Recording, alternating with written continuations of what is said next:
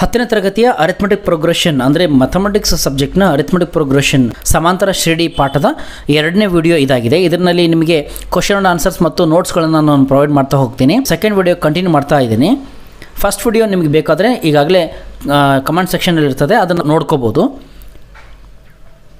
Arithmetic progression general form of NAP ಸಮಾಂತರ ಶ್ರೇಣಿಯ ಸಾಮಾನ್ಯ ರೂಪ ಹೆಂಗೆ ಬರೆಯೋದು? ಸಮಾಂತರ ಶ್ರೇಣಿಯ ಸಾಮಾನ್ಯ ರೂಪ ಹೆಂಗೆ ಬರೆಯೋದು ಅಂದರೆ ಇದು 1 ಮಾರ್ಕಿಗೆ ಕೇಳ್ತಾರೆ ಎಕ್ಸಾಮಿಗೆ. First term that is A + 0D. First term A common ಡಿಫರೆನ್ಸನ್ನು 0 ಇಂದ ಮಲ್ಟಿಪ್ಲೈ ಮಾಡಿ ಬರೆಯೋದು, ಅಥವಾ ಫಸ್ಟ್ ಟರ್ಮ್ ನಮಗೆ ಗೊತ್ತಿದೆ A common difference D. Second term ಏನು ಬರಿತೀವಿ? A + 1D. Third term first term + 2D. Fourth term first term + 3D. Fifth term first term + 4D. ಇಲ್ಲಿ ಏನಾಗ್ತದೆ ಒಂಚೂರು ಅಬ್ಸರ್ವ್ ಮಾಡಿ.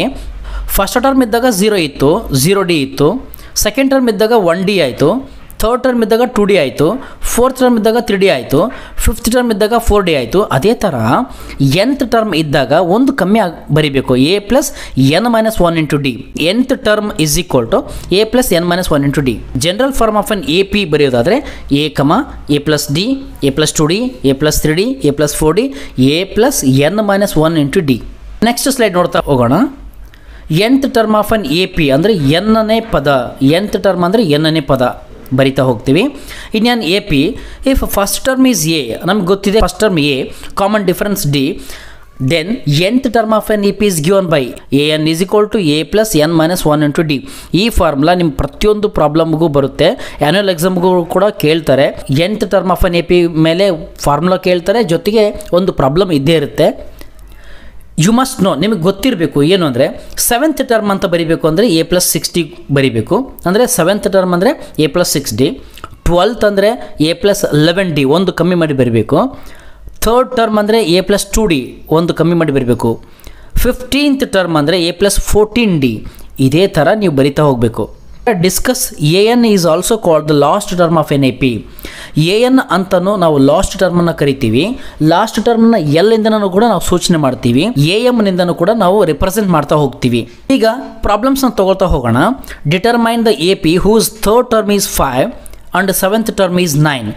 ಥರ್ಡ್ ಟರ್ಮು 5 ಕೊಟ್ಟಿದ್ದಾರೆ, 7th ಟರ್ಮ್ ಈಸ್ 9 ಕೊಟ್ಟಿದ್ದಾರೆ. ನಾವು ನೋಡ್ತಾ ಹೋಗೋಣ ಸೊಲ್ಯೂಷನ್ಸ್ನ. ಇಲ್ಲಿ we know that third term ಅಂದರೆ ಈಗಾಗಲೇ ನಾವು ನೋಡಿದ್ವಿ. A3 = A + 2D, ಒಂದು ಕಮ್ಮಿ ಮಾಡಬೇಕು, which = A3 value third term ಏನು ಕೊಟ್ಟಿದ್ದಾರೆ? 5 ಕೊಟ್ಟಿದ್ದಾರೆ. It is equation number 1. ಅದೇ ಥರ 7th ಟರ್ಮ್ A7 ಅಂತ ಬರೀಬೇಕು. ಆ್ಯಕ್ಚುಲಿ ಅದು A7 = A + 6D, which = 9. Second equation.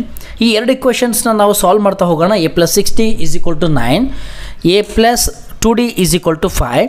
ಎರಡನ್ನು ನಾವು ಕ್ಯಾನ್ಸಲ್ ಮಾಡಿ ತಗೋಣ, ಅಂದರೆ ಸೈನ್ ಚೇಂಜ್ ಮಾಡೋಣ.